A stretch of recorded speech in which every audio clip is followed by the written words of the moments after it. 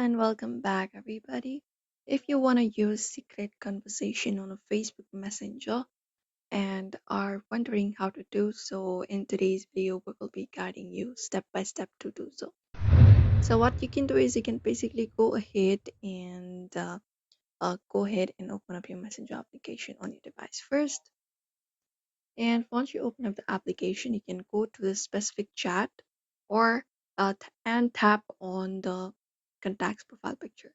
So for example, let's say this is the person or the specific chat, and you can basically go to their name in the top once you are in their chat.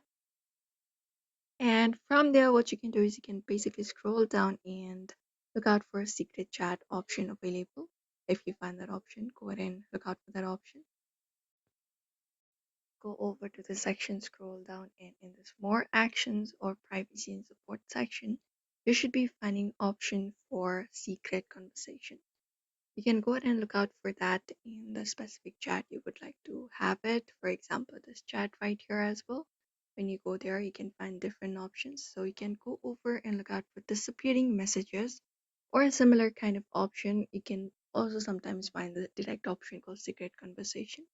You just need to go ahead and tap on it and continue to turn it on.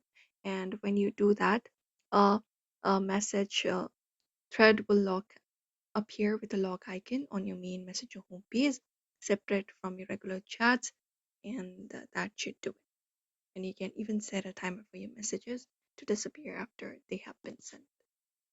Or sometimes you can even go ahead and swipe up and see if that turns on. So that's it, and that should do it for you.